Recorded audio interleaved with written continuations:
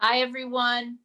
We have a great crowd today. We've seen, I think, about 125 people have signed up for our first guest panel series in our program, Equity Through Design Mentorship. I want to welcome you all. We have a wonderful program today.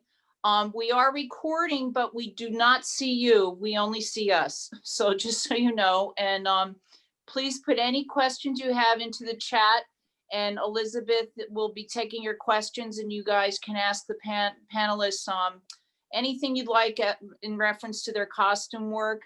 And as they talk, maybe some other questions will come up in your mind, okay? So I'd like to introduce Isabel Rubio, who'll be your host today for this first guest panel, and take it away. Thank you, Jane.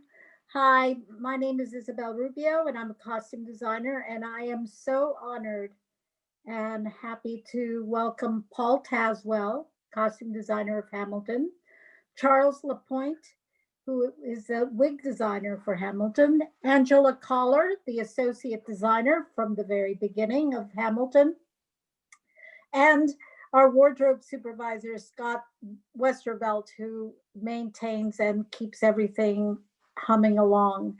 So here am I passing it off to Paul Tazewell. Welcome, Paul Tazewell. Thank you so much, Isabel. It's a great honor to be sharing the space with everyone who's watching and part of our audience.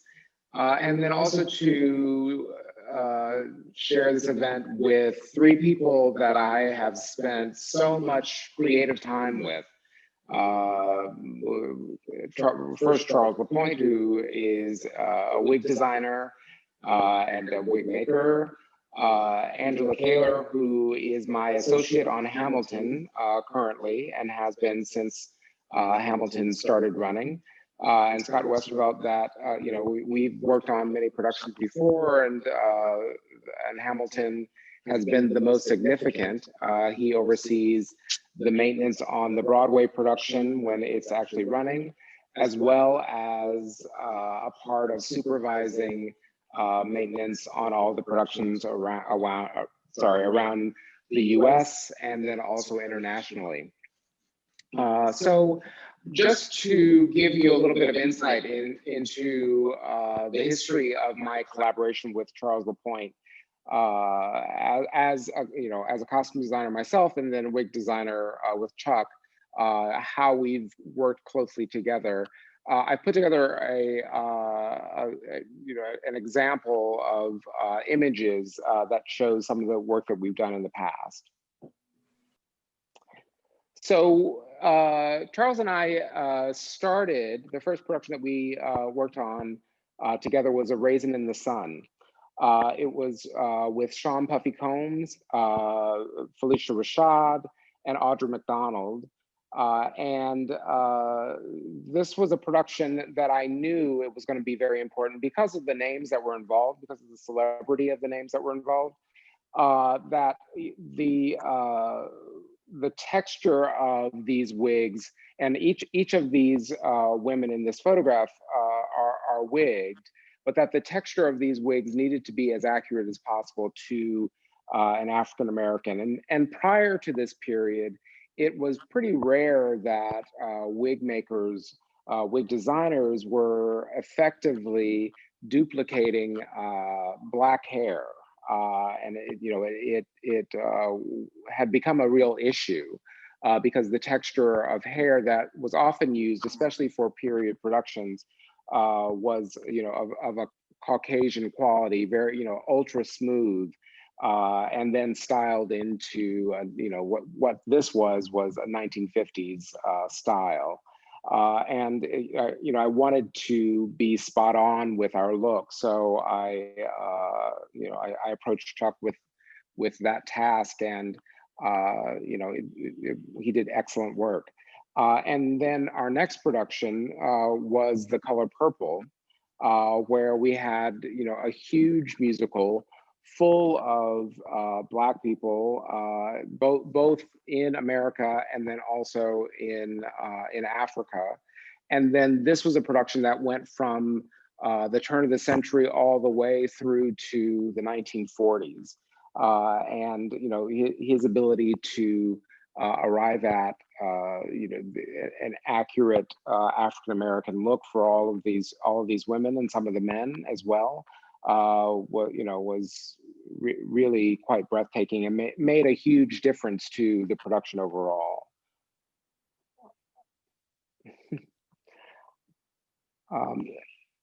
Our next was a much more traditional musical, Guys and Dolls, set in the 30s. But then again, at that point, because Charles and I had worked so closely together, there was a shorthand that had been developed.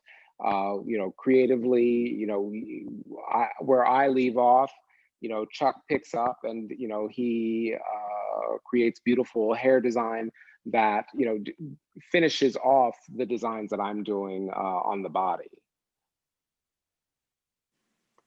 Memphis was, another wonderful. It was a mixed company, actually, mixed race company. But again, Chuck's work on that was absolutely excellent. Set in the 1950s.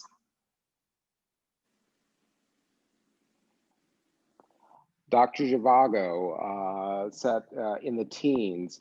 It's about the Russian Revolution. And again, looks that are more traditional, I guess. But again, it wasn't so mixed. I don't remember. We were representing the world of Russia, and just excellent work and accurate work depicting that period. This is actually a production that Angie Kaler worked closely with me as well. She was the assistant on this as well. So, the way that, at me as the costume designer, our paths cross and interchange, and you never know who or how you will work with another person. It ended up, and actually, once we get into talking, amongst ourselves, Angie may talk about how, when I was doing Dr. Zhivago, when I was designing Dr. Zhivago, we had just finished Hamilton, and then we had this huge production that we, then needed to immerse ourselves in. So it was kind of a crazy time. This is Sideshow. It's kind of, definitely a look that was completely out of the box, or outside of the box. Chuck did the hair design, or Charles did the hair design. And then we also collaborated with Dave and Lou Elsey, who did all of the masterful makeup work. I don't know that you can see it in the, in Dog Boy, and also in Reptile Man, kind of the center of the staircase there. But it was an amazing feat. How very naturalistic or very realistic looking creatures that were created, and how they were quick changing in and out of looks as well, because it operated as a traditional musical. This is Summer, about Donna Summer, the musical about Donna Summer, set in the 1980s, well, earlier than that, 1950s to the 1980s. And much of the ensemble was women, and then women playing men, and it's kind of an androgynous, much more gender fluid take on the world of Donna Summer. And then this is our foray into television. We were asked to do The Wiz Live for NBC. And again, Chuck's work in collaboration with the work that I was doing design-wise with the costumes was, it added so much to the overall image in completing what the design was. Where my work stops, you can see with Adipur, where my work stops and his picks up and completes the full vision. it's seamless. This is Queen Latifah, who played the Wiz. This is Mary J. Blige, who played Eveline.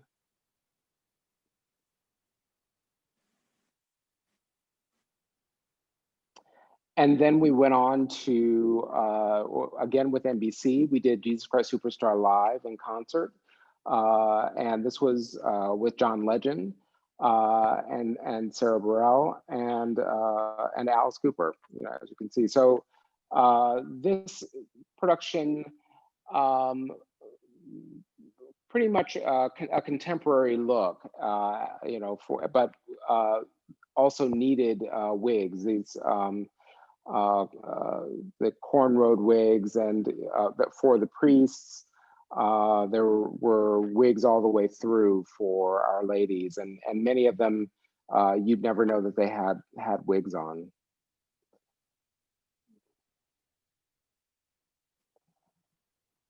And then finally is the production that we continue to mount.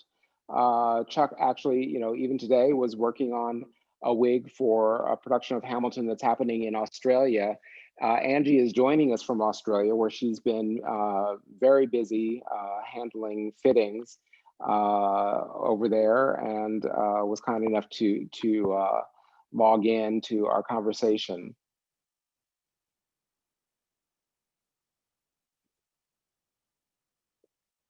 And these are just a few of the images from Hamilton that many of you have probably seen.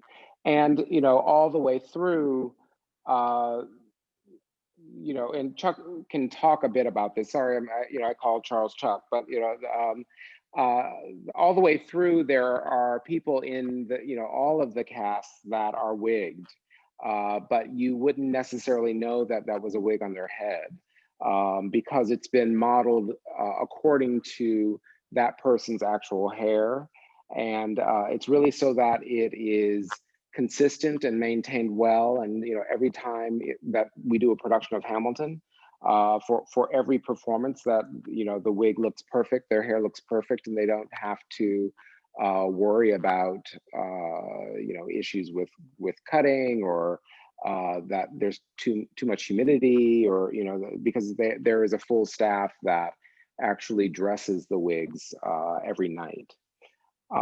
So that gives you an idea of what I do, what Charles has done, what we've done together. But I think that if Isabel has other questions that she wants to ask that are more specific, that would be great to start in with those. Okay.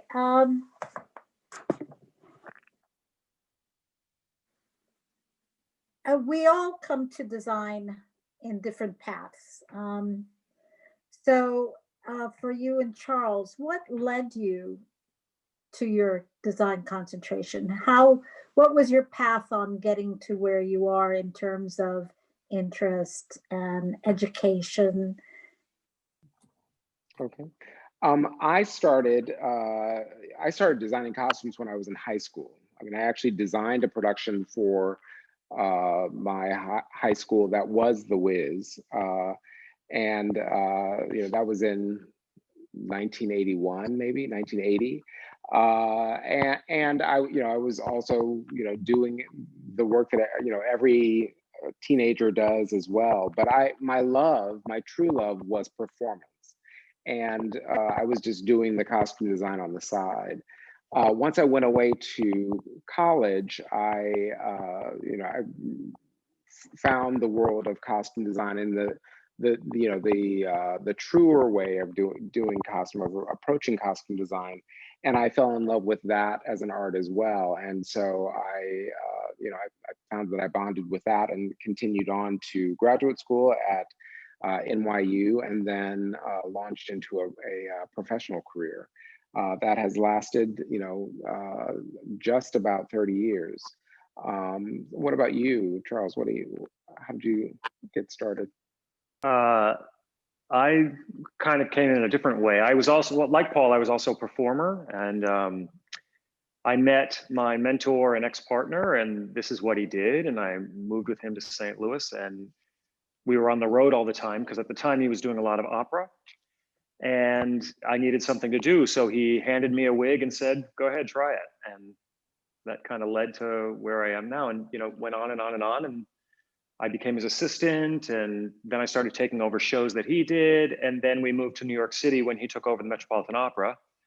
And I basically started my own gig. And really my first big foray into theater was not only as with Tom Watson as an associate, but with Paul when I did Raising the Sun. That was really one of my big breakthroughs.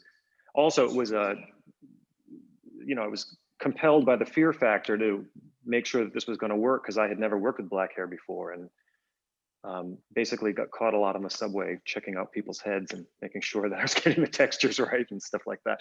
But you know, that's how it happened. It all kind of, I fell into the whole thing, and you know, it's just worked. So there you go. And I just want to add that Charles in his own right has done wig design for many other Broadway productions that I've not had anything to do with. He works with a lot of big name costume designers on really fantastic productions. And so, you know, his work is much more broad even than Hamilton and what, you know, that pot of work that I've done. Right. And Charles, you've done over 80 Broadway productions? Yeah, it's over a little over 100 now. Like, Yeah. that's awesome. So can one of the things that I think is really important to tell students is how we collaborate. So what is the process that the two of you go through in order to collaborate, to make this seamless art form? I start, you know, my process is to, you know, acquainting myself with the script, having conversations with the director, the choreographer, the creator of the, you know, whatever the piece is, whether it's a play or musical, maybe it's an opera. And then I launch into collecting research images, you know, and if the story is specific to a year or general period, then I'll gravitate to images that come from that period of time.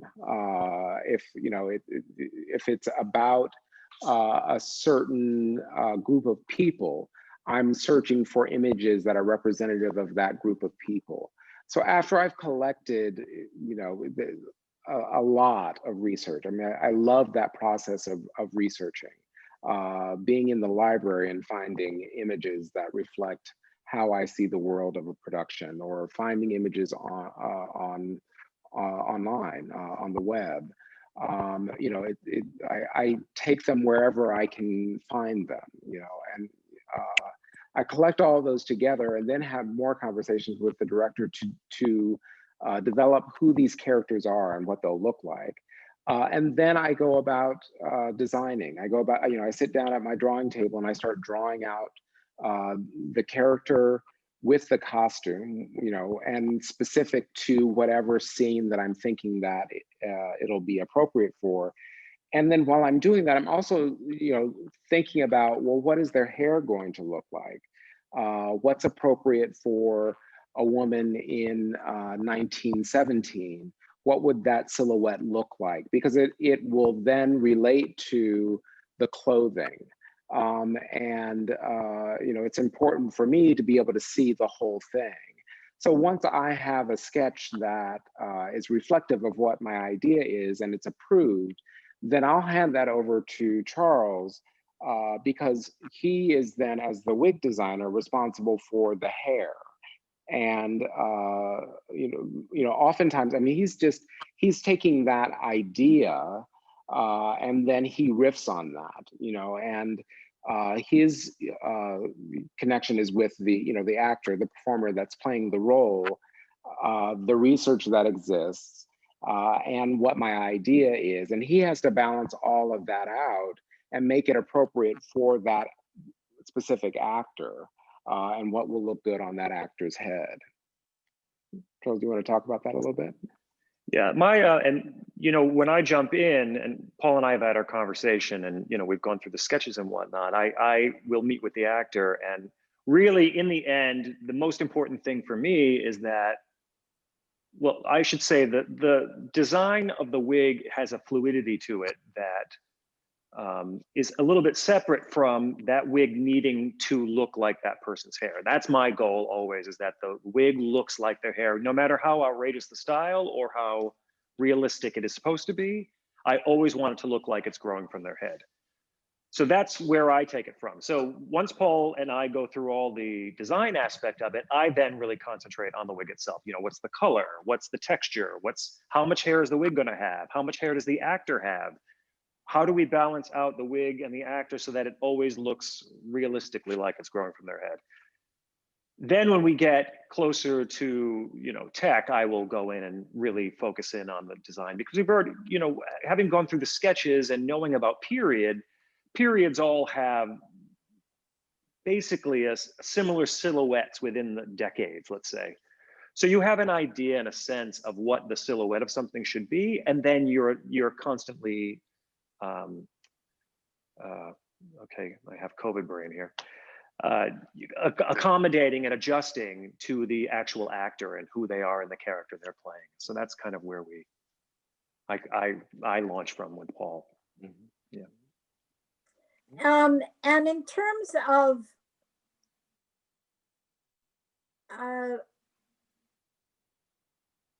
having, we have all the historical data for Hamilton and all the characters, but we don't want to make museum pieces because that's not what we are. So can you talk about how you as designers design this historical data as opposed to just regurgitating a historical look? Right. I read once that that you really wanted to make the hair, Charles, be much more modern and to meld all this historical world with all the rap music. So can you expound? Can you explain more of that? Yeah, when Paul came to me with the project, you know, originally I think there was only 2 wigs in the show.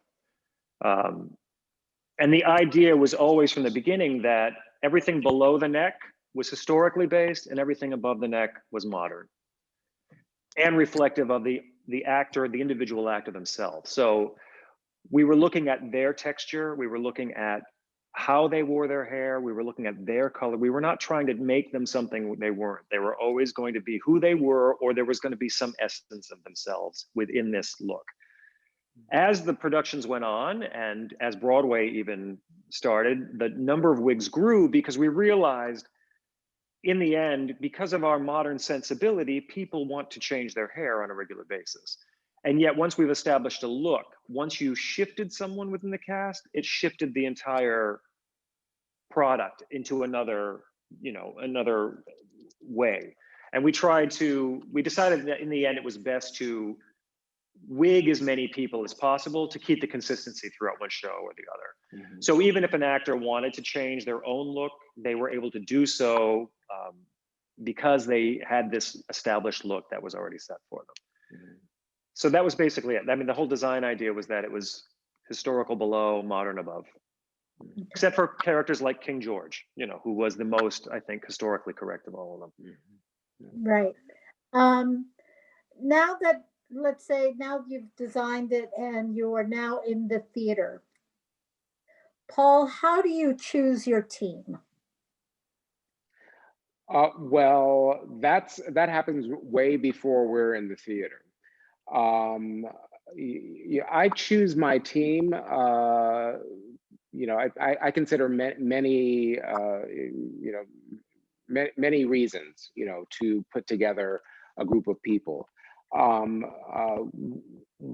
of the big reasons that, I mean, when this all started, I had done the staged reading version of Hamilton. It was the workshop version of Hamilton.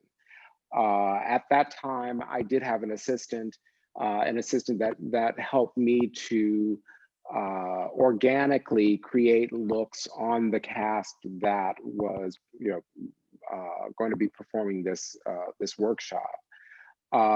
After that, and realizing how the director Tommy Kail and I wanted for the design to look. I mean, just saying, okay, well, aha, yes, I think that it's best that we have the look be reflective of the 18th century with a little bit of a modern sensibility.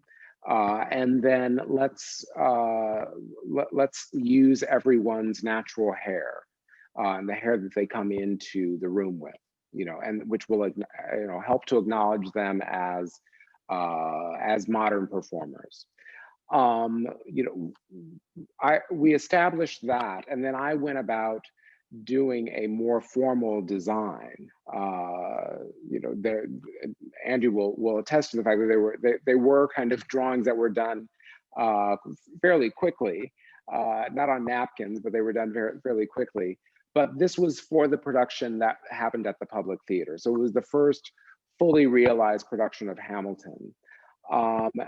When I was thinking about who might be best to assist me, or my associate, which is Angie's role, Angela Kaler's role, I looked to her to do, kind of oversee the budget, to help me to figure out for herself what things we need to consider in realizing a production. That might be who will create and build the costumes that are required.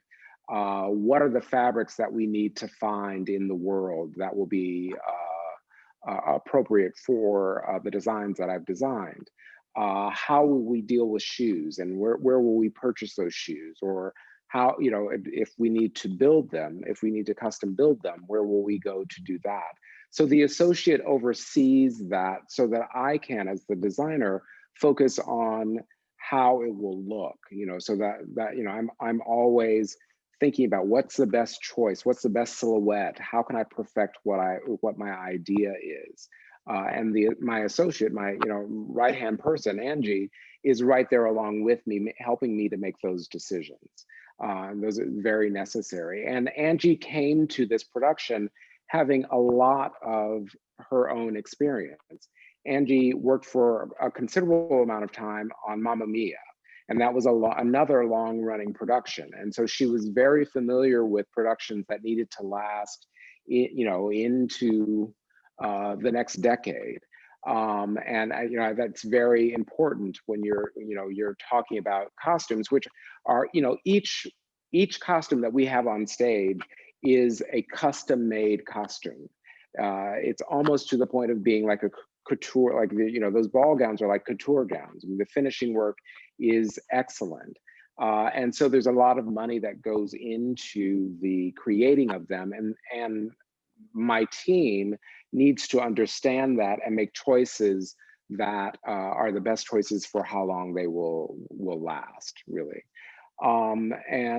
So, with Angie, my associate, we decide how many more assistants that we need to support us. I mean, she needs support in finding all the fabrics all over New York City and beyond into London, let's say, and also who will make the shoes and who, so she needs, she and I need support in overseeing all the costumes that are needed for Hamilton. And then, I think that we ended up with another 3, so we had a team of 4 when we first started out. And then we also needed to put in place a wardrobe supervisor that once we did get into the theater, we had the leader of the wardrobe team that were actually going to be maintaining the costumes, but also they would be responsible for putting the actors into the costumes and dealing with quick changes all the way through the production. I had worked with Scotty on Jesus Christ Superstar. It was a different production, not the television production, but it was a production that was on Broadway. And I knew that he, had a lot of great experience. He had a fantastic reputation. And I asked him to be on this production as well, because I thought that his personality would be well suited to all of the collaborators and also the cast that was Hamilton at that point.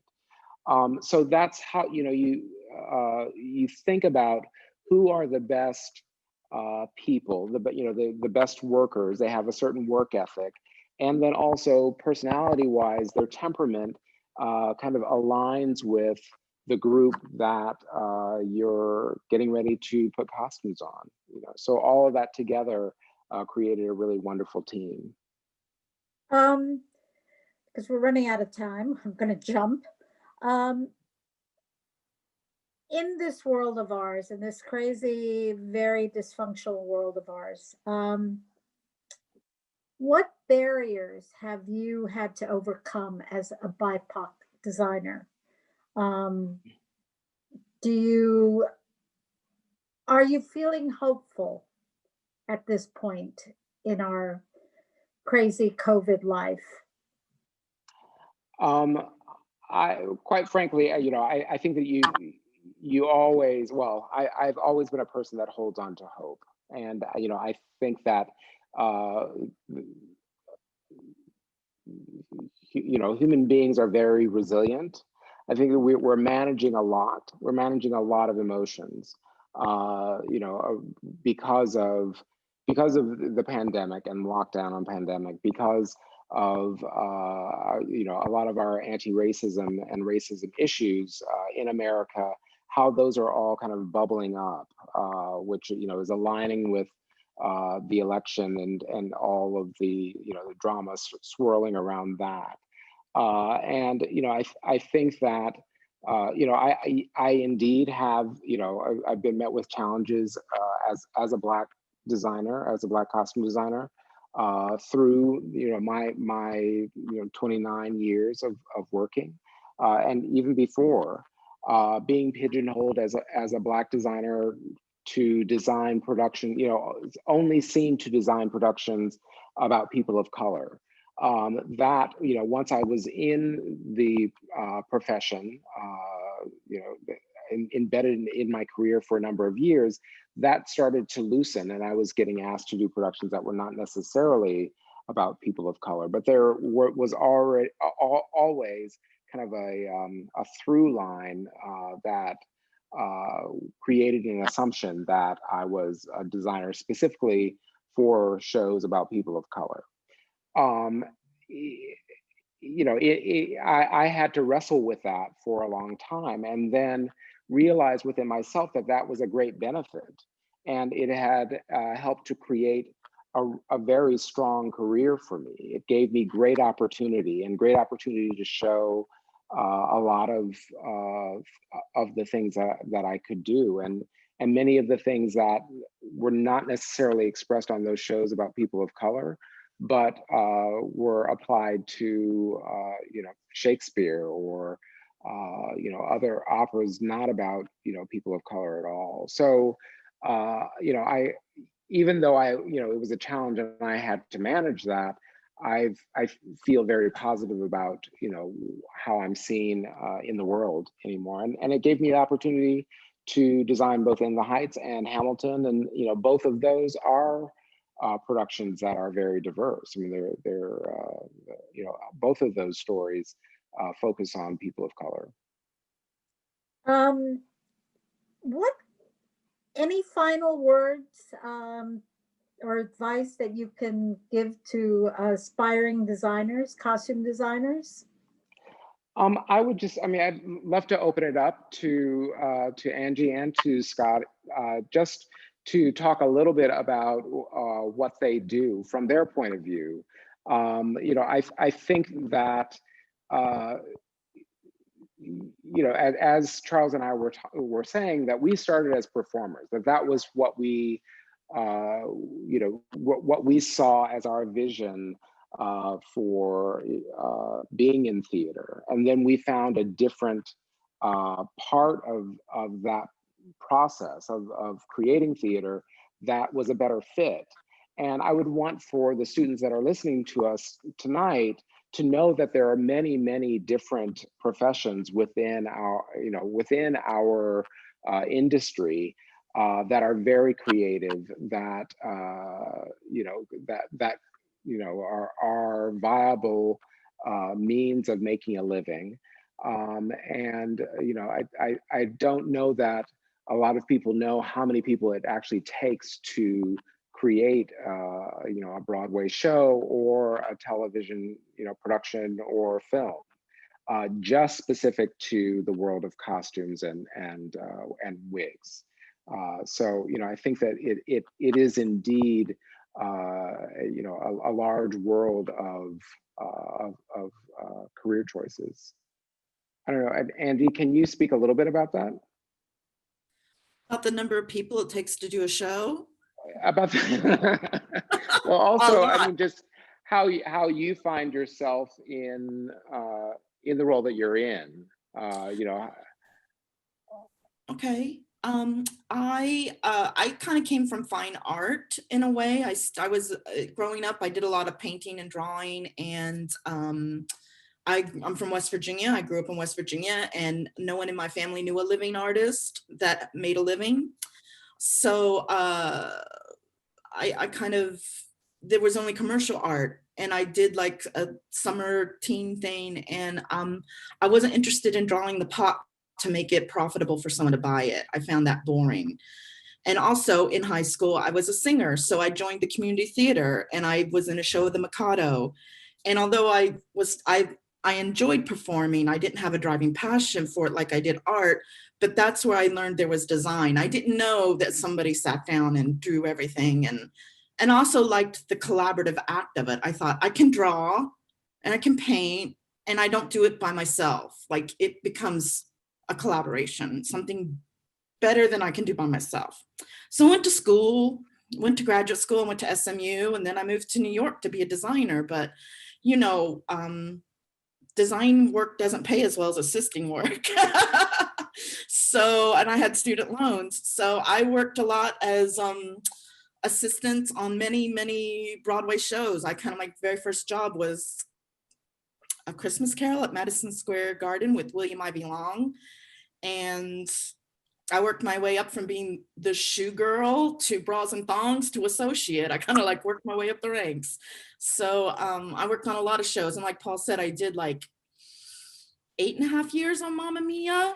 And I wasn't even the associate. I was just like, the associate went off to do other Broadway shows. I just hung out and took care of putting in new people and keeping the fabrics going and shops going and fittings. And it was a big learning curve, because sometimes when you're doing a show, you're like, this is pretty. And then when you have to maintain it for a long time, you're like, oh, this fabric was a horrible mistake. So, and actually, the first time I worked for Paul, I don't think you I don't think you remember me. It was I'm having COVID brain now. It was The Sailors. It was at the Public, came to Broadway. Oh, on the Town? On the Town, and I was hired to like shop for a week. Early. That's the first time I ever met you. I was so excited. I'm like, there's Paul Tazewell. You were so nice to me. Well, thank you for saying that. I was just so excited. Well, I'd worked for William. I was like, oh, that's so nice. So that's kind of how I kind of fell into this world. It's interesting because you do need to have and even Scotty has a strong design eye, and I think Paul relies on us. And I always try to hire people who have strong design eye, that they independently see what Paul's doing, because what no one teaches you in school about being an assistant or an associate is that even if you're just shopping for somebody in a shop like Parsons or Tricorn, if you're swatching, is that your job is to look at what is the aesthetic this designer's doing, and then you have to plug into it and be able to be like, oh, he'll like these colors, or she'll like this texture, and so in some ways it helps you really fine tune your own design tools, because then if you have a chance to go design something, it's all faster for you. Yeah. And also you really get to collaborate with the shops, with the actors, with the director, with the designer, with the other associates and direct designers, the wardrobe team. It's a huge collaborative world. I mean, none of us could do it by ourselves. Right. And it would just be glue and glitter on my half. Right. Yeah, definitely. What about you, Scott? How did you get into being a wardrobe, a wardrobe supervisor, but, even before that? I moved to New York to be a dancer. I grew up upstate New York, and I did a lot of high school and summer stock productions. And then I went to Wagner College on Staten Island to study musical theater. And after 3 semesters, I thought I really hate auditioning. And I was offered a job supervising wardrobe off Broadway for a show that Hal Prince had written and directed called Grandchild of Kings. And Judith Dolan hired me, and I left school after 3 semesters. And that was it. I've never looked back. I started sewing when I was 5 with my mom and quilting, and I've just turned my favorite hobby into my career.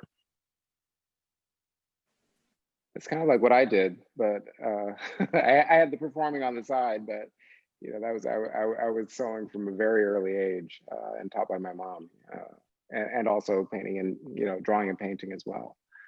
I mean, that's one of the things that is beautiful about this career choice is it's all of those things all put together in a wonderful way that reflect each other and are things that I'm very passionate about, which drawing and painting, researching, my love of fabric, sewing, character development, with acting, my insight into dance and how fabric moves in space and how I apply that to my costume design. So all those things together. I did want to, just mention, Angie brought up, how this, the world of costume design, the world of theater making is intensely collaborative, and that we could not do it alone, which is the beauty of it. Also, how much I rely on my team.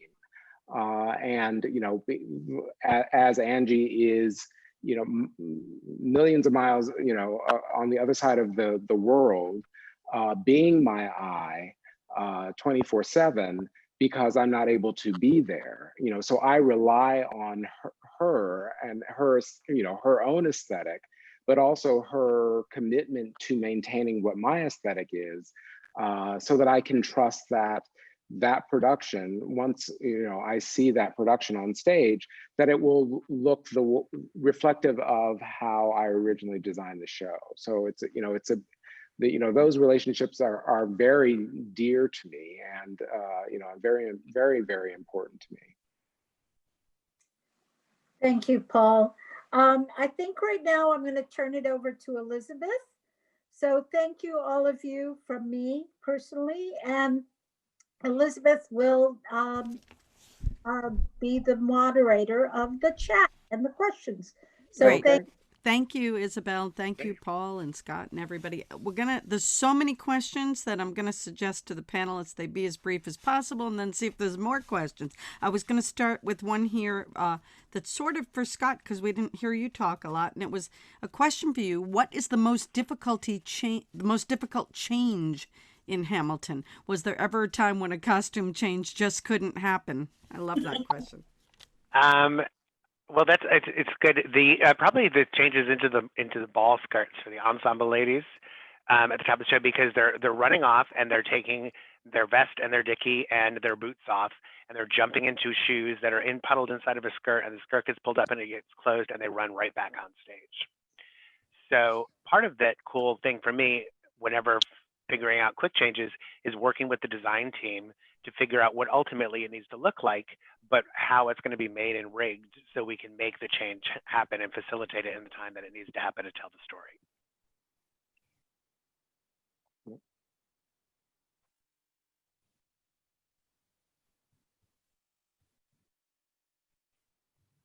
Elizabeth, any more questions? Sorry, I started talking with the mute button on. Forgive me. Nobody's done that before, right? This is a meld between a question from Kat and Mary. It's probably for Paul and Angie mostly, but anybody can pipe in. Mary wanted to know, Paul, how much do you work with the set designer in collaboration? And Kat said, how much collaboration is there between costumes and other areas like prop sets when it comes to design? Very closely. I would say that, well, definitely on Hamilton, we were sitting in design meetings from the very beginning, trying to unpack and figure out how we were going to best represent this story.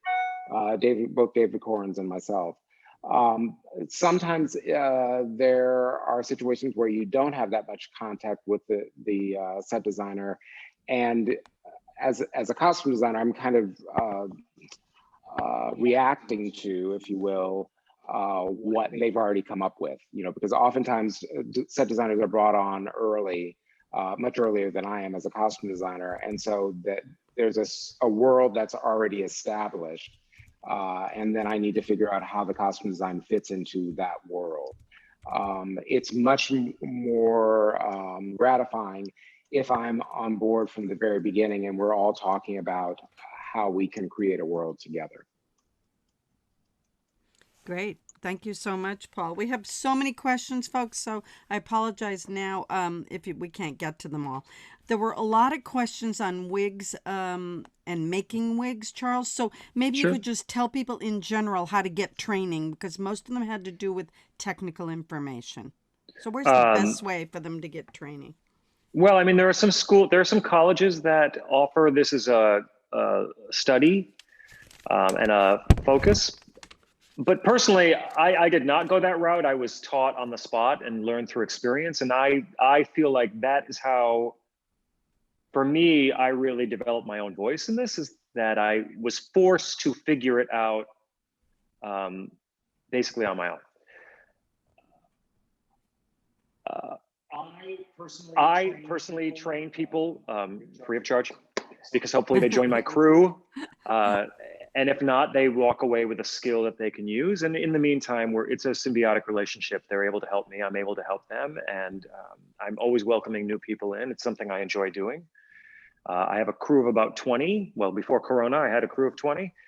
And now I'm looking at a different model, but regardless, I'm always willing to take people in and show them how to do it. It's a very time-consuming, painstaking process, and you have to have the fortitude and I think the disposition for it to really make a career out of it, because it can be quite hard on your body. You're very, it's all very small and internal and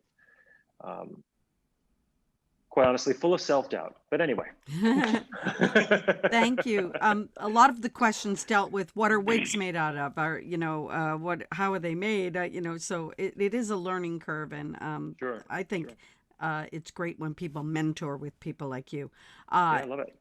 But one question that was really kind of simple: are they custom made? We know the answer to that. Please answer that. Yes. We do custom make most of our wigs. I have gotten into I have a company in Bali that also makes wigs for me. Say it's a very big production and they don't have a tremendous amount of money. I'll often have the wigs made there through my friend's company, just because it is more, it's less expensive than having us custom make the wigs here in the States. They're also set up to do a much larger mass production. He must deal with opera companies and theater companies all over the world, including several other wig designers, and helping and working with them. So that's shifting a little bit, but for the most part, we do most of the work ourselves, especially when it comes to African-American hair, because I have a very definite idea of it. And it's very difficult to teach my idea to someone who works on more of a mass scale, because it just tends to be more assembly line. And it's something very dear to me. So I tend to, being a controlling person in the first place, I tend to like to keep the control of that a little bit more. So there you go. Hope that helped. Thank you, sir. There was a really good question, Paul, from Deandra, and then I have something for Angie and Scott. I thought this was wonderful, Paul. It was, how many times have you had to readjust your design and start it over completely? And have you ever thought that the initial design was better than the final? That's a hard one, but. It is a hard one. I mean, it's a good question. It's a great question. There have been a couple of times where the director has changed their mind, after a dream or after mulling it over, where I've actually designed a full production, and they called me one morning and they said, I woke up and I realized that we're going down the wrong road, and so I want for it to be X, and I've developed. I guess it would be a thick skin, but I've developed, the response that wherever we end up, it will be my idea as far as what the costumes are. It's still going to come through me. If I'm making the choices, it will come through me. So I can let go of, feeling like anybody else is making choices, for me. Also, we are, as creative people, full of ideas, and we should realize that for ourselves and know that there is no one idea that is the perfect idea. And you rely on that, you live by that. At least I do. I live by that, and I say, well, this is the perfect choice for this production. Even though I've designed this whole row of clothes or costumes, there's more to come that I can draw on. So I think that it is important to understand the importance of keeping I guess an original look for the production and all the actors that are part of that production, and what the director's vision is as well, and hold to that. Thank you. We only have 4 minutes left, but Angie and Scott, there was a good question for both of you, really. What do you do day to day as an associate designer? And Scott, what do you day to day do as wardrobe supervisor? I know that's hard, but go for it. Okay, I'll go first. I think the thing I do most is probably answer emails. Because there's always a bunch of emails from a various large group of people, and you respond to all that. Another big thing we do, we do a lot of fabric buying, because now we have so many companies. We actually now have fabrics made, and trying to stay on top of that, especially in this time of COVID, has been kind of difficult, because some factories are shutting down and not opening back up, and excuse me. Stuff. Bless you. Thank you. So yeah, I guess, and then fittings, I joke around and I say my job is to fly around to point and judge. I feel like all the others, and the budget and petty cash and fitting is probably what I most of my life now. What about you, Scotty? Any given day on Hamilton specifically, I have 8 dressers, a full-time assistant, a full-time laundry person, a full-time stitcher. And we're in for 4 hours on any given day to prep all the clothes for the show, to make sure everything is pressed and washed and cleaned, and dry cleaning has gone out and come back in, and the shoes are what they need to be for the dancers to be able to do what they need to do on the deck that we have. So my day could start at 8 a.m. and go until 11 p.m. or it can start in the afternoon around 1 and go to 11 p.m. All in 2 minutes, can you tell us what someone should focus on if they want to be a costume designer? A beginning costume designer. Yes, develop a love for theater, film, television performance, and how to create a visual world for those venues, any of those. And then you're always going to be researching, so having a love for researching, a passion for researching, researching different cultures, researching different times of year or periods. being a great collaborator and loving working with other people, especially those people that are making costumes, whether, you know, the tailors and dressmakers, wig designers. It's important to be collaborative in that way and be able to work with other people in that way. And then also being a leader, and finding yourself in a position of supervising other people, being able to create a team and have a positive environment of creativity that swirls around that team. So I think that that's very important. And then, you know, there are a lot of programs in universities, colleges, graduate study, for costume design as well. And, you know, I think that is probably the most direct path to becoming a professional costume designer. Not the only path, but it is definitely one of the most direct paths. Thank you so much. I'm going to try to compile all of the questions, folks, that were not answered by our panelists, because they must leave. And now back to Jane. Hi, everyone. That was pretty great, you guys. Thank you so much for your time. And we hope to see many Hamiltons all over the world. And, we know that that's a great thing. And I just can't thank you enough for doing this at our first guest panel. And I think all of the students on board and the teachers and the mentors that are listening are all pretty excited about having met all of you. Okay, so good luck with your shows. Thank you so much. Again, okay. Thanks for having us. Rest of the guests stay on, because Isabel has some stuff she's going to do with you just on jobs in the industry, and she's going to give you definitions of these jobs so that you kind of understand what different positions there are within the departments that they've been talking about. Okay, so I'm going to turn it back over to Isabel. Bye. Thank you, Scott. Thank you, Angie. Thank you. Thanks, Scott. Thanks, Angie. Thank you. Hey. Hi, Isabel. I know everybody can hear me, but let me know if you will need any of the questions that didn't get answered. Some of them might be appropriate. I'll just take your cue later after you get talking. What I'll do is I have a list of jobs, possible jobs.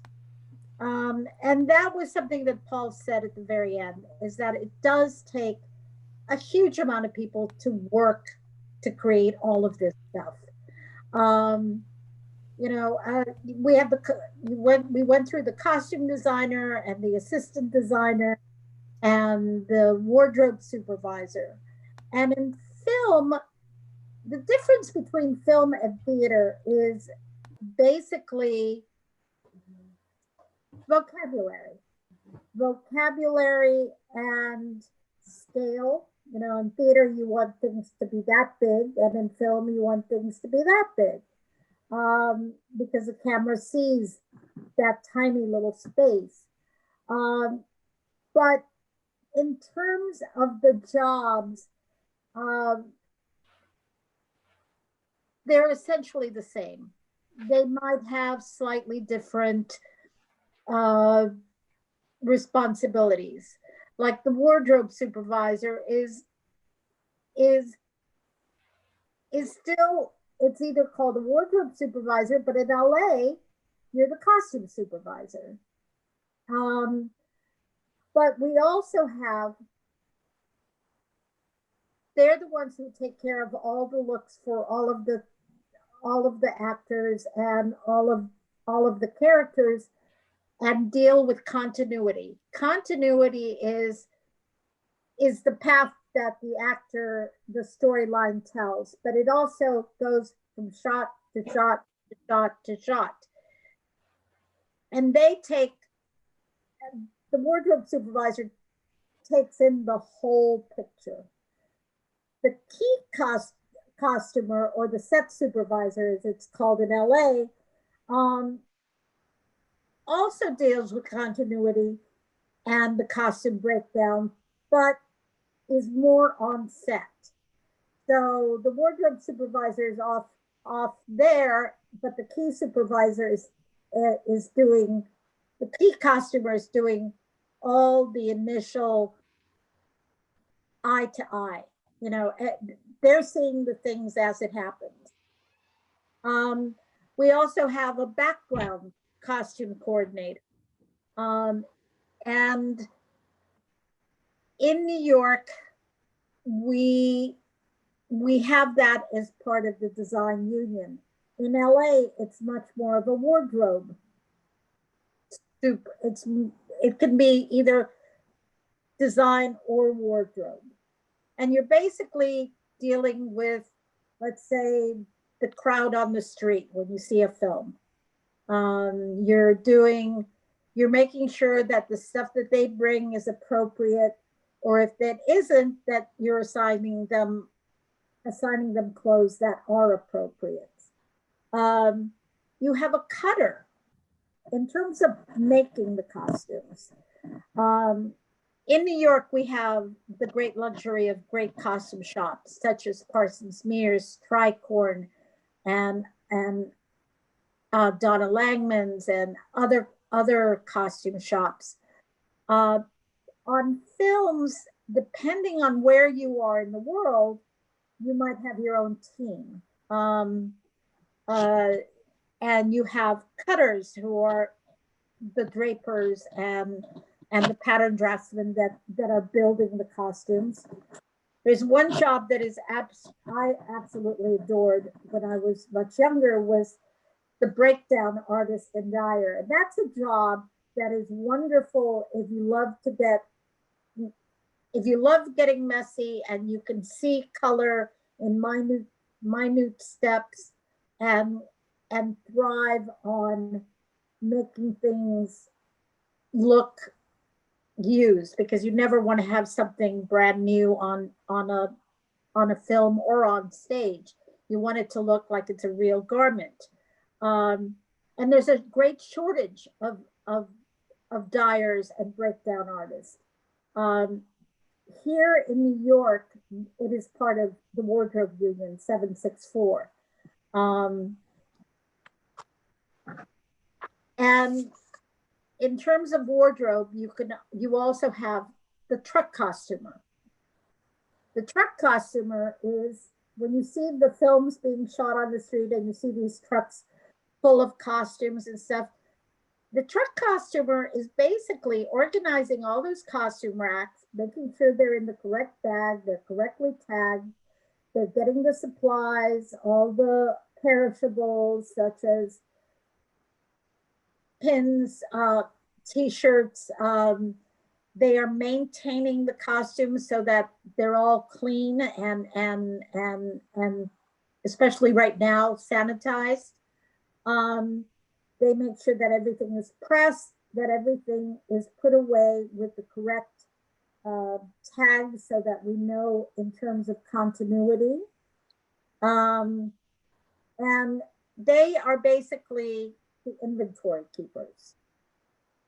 That's the simplest way of saying it. We have in theater and in film the costume buyer or the shoppers.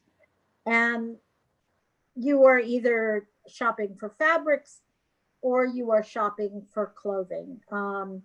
You are and depending on the level of trust that you have from the designer, you might be, the assistant is more than likely shopping for the main stars costumes, or pulling them from wardrobe from fashion houses. But you know, there's still all the second players, or the day players as we call them, you know, the people that come in for one shot or one episodic where the doctor comes in and the old housewife comes in character. Those are called day players. And so we need people to go shop for clothes for them. We have seamstresses. If you love sewing, you can either be a machine seamstress or a hand stitcher, a finisher. I always liked doing that as well during graduate school because it was quiet. We also need personal dressers. Personal dressers make sure that the costumes are put on in the way that the designer wants them put on. Because within an actor, you can give them a piece of clothing and all of a sudden it's invented into a new design thing, and the dresser makes sure that it's put on the way the designer wants it and notes down exactly what they are wearing so that the next shot can go on. A costumer is also someone that can do all the loose end jobs, you know, buying returns, doing research, phoning, answering emails. It's kind of a fill-in jobs title that they have. That's more LA than in New York, but it's a job. One of the best ways for you guys to get experience in film right now is as an intern. An intern mostly works for wardrobe. If you have a driver's license, good for you. You can drive the designer around and wonderful, and that way you can get to know the designer and they know you. You do silly like pick up lunch, coffee, but you also do returns and keep track of the receipts while you're doing the returns, and also store pickups. So you learn all the different vendors and also the showrooms. You learn all the fashion showrooms. The wage for a PA is usually about $100 a day. It's anywhere from 10 to 12 hours days. So it's not, think of it as earning your stars and stripes. Some costumes, some TV series and films are restricted to 3 days per PA, but I know that I've had students that the designer fell in love with her and she became a full-time PA. The advantage to being a PA is that you can start, if you're doing a wardrobe PA, you can start counting those hours to getting into the union for 764. And then in terms of costume internships, that should only be done with the support of the college and the school. By law, that has to be, it has to be done that way. It is for school credit only. Meals are provided, usually subway tickets as well. And you cannot work for more than 20 hours. And those are all the different jobs that I can think of, besides jewelry making. I mean, just think about what you are wearing. We have a great store called Bra Tenders that if you have a bra need or intimate apparel need, they are the ones. Shoemakers, if you know how to knit, we need knitters. We're in desperate need of knitters. So just there is an endless amount of paths to take in costume design, and don't be limited to, I only want to be a designer, because the more skills that you can acquire, the more likely that you will never have a day job. You will always work in this industry. Elizabeth, you want to throw me some questions? Yeah, I was just going through all of them. I think you answered pretty much all of it. So I'm wondering now if people have new questions, because I saw that Charles LaPointe had gone in and answered all the wig questions, which is wonderful. And let's see, Paul talked about being a costume designer. We're welcoming new questions, you guys. Let's see what we got. I'm a knitter. How do I go about finding work for that? I would ask. That's awesome. I would send examples, take photographs of your work, and contact Eurico, which is one of the wonderful costume shops, and Parsons Mears, because those two costume shops are very craft orientated. The problem for us right now is that the costume design shops are closed. There are some that are opened and are working very sparingly, but that will come to an end once we conquer this disease. So take pictures and send your resume in, because we need knitters. That's wonderful. I urge you guys to look in the Q&A. Those of you that are still here, we still have 47 out of the, I think, 61 that were here. There's some great answers about wigs that Charles typed in. I urge you to look at those. Let's see, new questions. Everybody was so happy to be here. We wrote wonderful things. I just wanted to put in 2 cents in regards to what you just said, Isabel. I'm going to show my video. Sometimes you were saying how people can get work, like jewelry, for instance. I had a unique experience in that I was doing another job on a show, and I overheard them saying, "Oh, I wish we could find somebody who can do this." So, well, I can do that. So I quickly showed them a few pictures. Boom, I was doing that thing.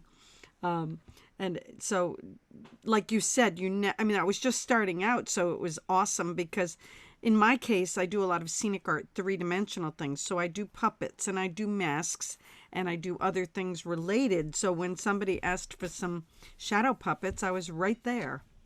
And it was a wonderful thing that happened. So anyway, other questions, folks? I'm looking in the chat.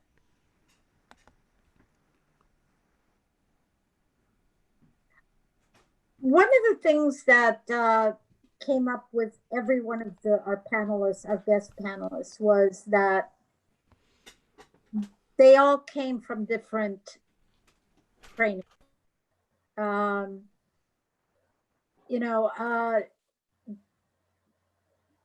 Don't underestimate going to see anything.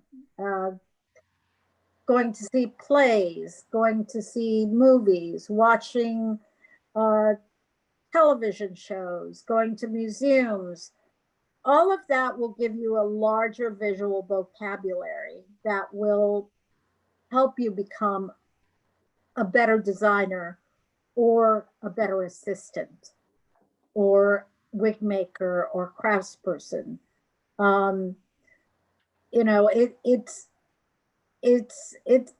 We draw from an endless supply of different diverse arts. What was that question?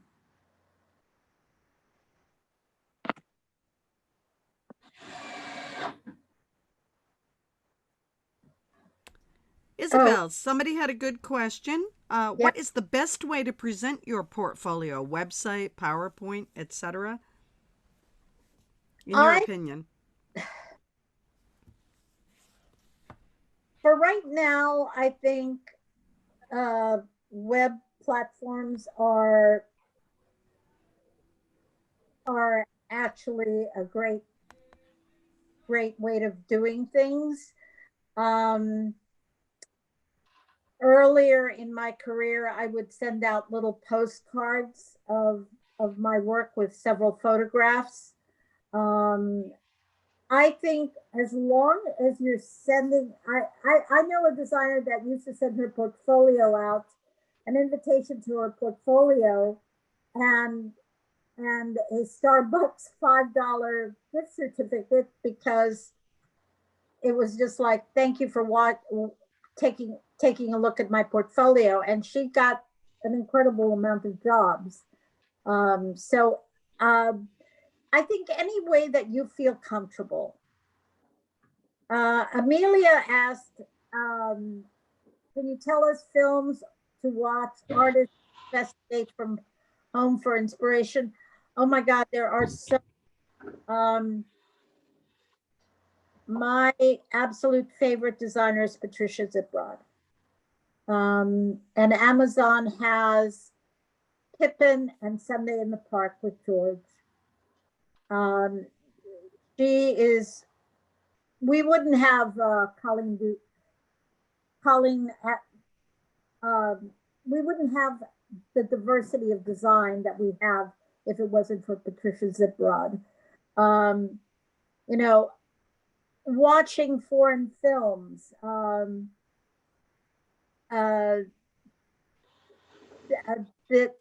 things like there's a designer in Mexico, Maricela Fernandez, who is an amazing designer who has just taken very simple, a very simple point of view and just made it so that her design is very intimate. It's very intimate. You know, I love to watch television, TV series, and examine how a design works throughout the years of a TV series. I'm a nerd, I admit it. Greg Barnes. Greg Barnes has a huge Pinterest board and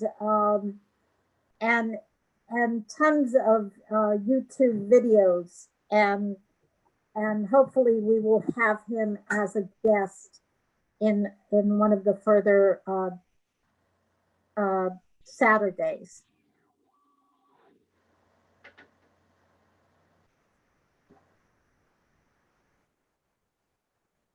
Any other questions? I don't see any new ones coming in. Art related to this program. Oh my God, yes. Oh my God, yes. We had a teacher at NYU, Fred Vocal, and we had to do some show, design some show in the Renaissance. And we all came in with our gold paint to do all the trim and gold paint. And he said, "You people are pathetic. Everyone, next class, we're meeting at the Met." And we met at the Met. We went in and we went to see all the painters. And we went to see how they painted and how they painted gold with yellows and golds and whites. You know, for me, I love to start designing shows with a painting because it just gives you the emotional response to the words, you know, the colors and the texture. So yes, if we all, I think in my future life, I will become a painter.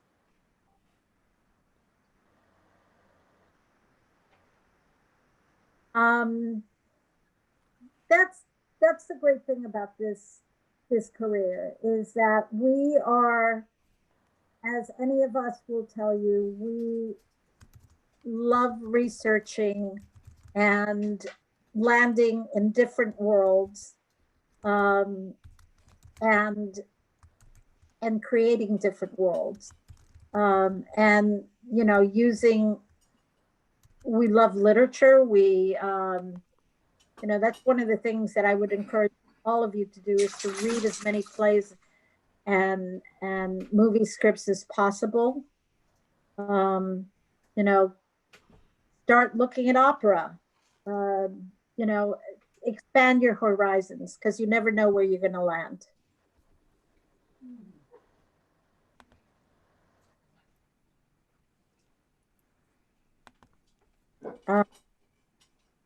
What else?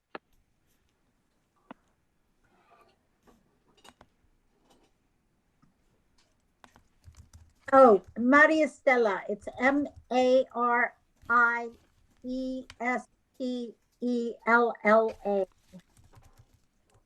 She's amazing. I just finished working with her, and she's just amazing. You know, don't think of the world of design as just the US.